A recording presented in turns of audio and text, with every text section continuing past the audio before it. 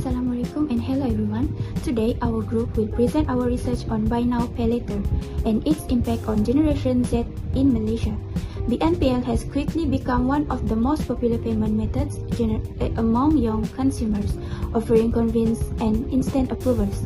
However, behind this convenience lies its hidden risk, the growing problem of BNPL addiction and poor financial management among Gen Z. Our project not only explores the costs and consequences of this issue, but also introduces an innovative solution, the Smart Spend tools, designed to help young people manage their BNPL usage responsibility and avoid falling into debt traps. Next, I will explain the root causes behind Gen Z's credit problems. One major issue is that many Generation Z consumers view borrowing as extra spending money instead of a debt that must be repaid. Because of this mindset, some young people spend beyond their financial limits and so take multiple loans and eventually struggle to repay them. This can lead to serious financial problems. Another important factor is the lack of knowledge about the debt service ratio or DSR. DSR is the percentage of a person's monthly income that is used to repay debts. According to KPK, a healthy DSR should be 40% below to ensure good financial management. Financial institution also evaluates borrowers using the 5 C's of credit: character, which is for repayment history; capacity, which is for ability to repay; and capital, where financial stability is triggered. And then the fourth one is cultural, which is asset as security, and last but not least, conditions as the economic environment. Next, I will explain the root causes behind Gen Z's credit problems. One major issue is that many Generation Z consumers view borrowing as extra spending money instead of a debt that must be repaid. Because of this mindset, some young people spend beyond their financial limits and so take multiple loans and eventually struggle to repay them. This can lead to serious financial problems. Another important factor is the lack of knowledge about the debt service ratio or DSR. DSR is the percentage of a person's monthly income that is used to repay debts. According to KPK, a healthy DSR should be 40% below to ensure good financial management. Financial institution also evaluates borrowers using the 5 C's of credit: character, which is for repayment history; capacity, which is for ability to repay; and capital, where financial stability is triggered. And then the fourth one is cultural, which is asset as security, and last but not least, conditions as the economic environment. Thank you, Ashraf. Instead of something boring and confusing like Microsoft Excel or spreadsheet, we made something that's highly visual and easier to use for the younger generations. So, to help bridge this credit literacy gap issue, we have created something called Smart Spend, which is a website financial tool designed to help especially the Gen Z consumers to prevent them from their unhealthy spending habits and from hidden credit traps. Now, let's look at how the Smart Spend tool works in real time. As you can see live on my screen, if a user has low monthly commitments, let's say 200 ringgit, the app calculates their ratio as under 10%. This lands them in our green safe zone, giving them positive feedback to keep up the good financial habits.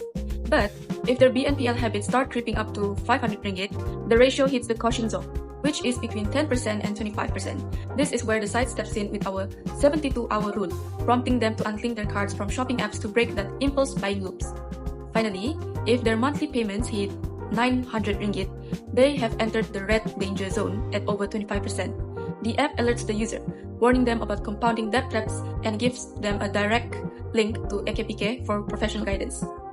By adding a quick reality check right when users are tempted to spend, Smart Spend changes how young adults interact with credit every single day.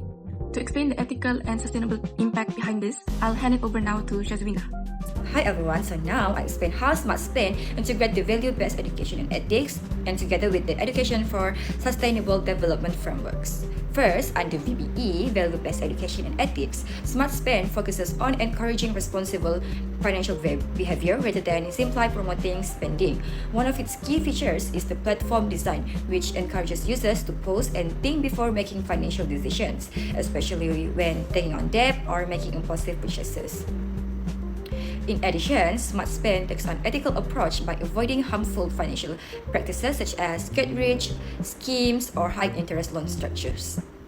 For users who are already facing financial difficulties, the platforms also connect them with trusted organizations like AKPK, allowing them to receive proper debt management advices instead of struggling on their own. As can see today, moving on to education for sustainable development. Smart Spend aims to build long-term financial resilience, particularly among young adults. This is important because the growing popularity of Buy Now Pay Later or BNPL services has increased the risk of overspending and debt among youth. Instead of only offering financial tools, Smart Spends also improve financial literacy by helping users develop better money management habits and make more informed financial decisions. Over 53,000 Malaysians under the age of 30 currently owe around 1.9 billion, while Malaysia's BNPL market is projected to reach USD 4.3 billion by 2028. These figures highlight why financial education is becoming increasingly important. Smart Spends also introduced the 72-hour rules. Before making certain purchases, users are encouraged to wait for 72 hours before completing the transaction. These simple features reduces the impulsive spendings and encourages more thoughtful purchasing decisions. As a result, Smart Spend not only supports individual financial well-being but also contributes to SDG 4 quality education by improving financial literacy, and SDG 8 decent work and economic growth by promoting responsible financial behavior. So that's all from me. Thank you. Assalamualaikum and good day. Today I will be present our leadership and responsibility block. This project was completed through clear responsibilities and strong teamwork among all 5 members. Each member was assigned tasks based on their strengths to ensure efficiency. Ashraf Daniel handled the credit gap analysis by analyzing Genz credit behavior. Shelsa and Helinda developed the innovation blueprint with a practical digital solution. Shazwina worked on the VBE and ESG justification to ensure ethical and sustainable impact. Nurhaima, which is me, documented these sections and coordinated progress, while Muhammad Atif concluded the project with key insight. Throughout the project, we maintain communication through WhatsApp and online discussion. This helped us share ideas, stay on track, and complete tasks on time. We also set internal deadlines earlier to manage time effectively and avoid last-minute work. Although we faced some challenges like different opinions and minor delays, we resolved them through discussions and teamwork. Overall, this project strengthened our leadership, responsibility, and teamwork skills. Thank you. In conclusion, BNPL addiction is a serious issue among Gen Z because it encourages easy spending and delay payment. Although BNPL is useful when used wisely, it can become risky without proper budgeting. Small installments may seem affordable, but multiple BNPL commitments can create a heavy monthly burden. This can lead to overspending, late payments, little or no savings. Financial stress and weaker credit behavior may also affect young consumers when they want to apply for future loans, such as car loans, personal loans, or housing loans. To reduce this issue, our group proposed BNPL Smart Spend, a digital web app prototype. This solution helps users track their BNPL commitments, calculate their debt service ratio, service payment reminders, get spending limit alerts, and scan their credit risk before taking new BNPL plans.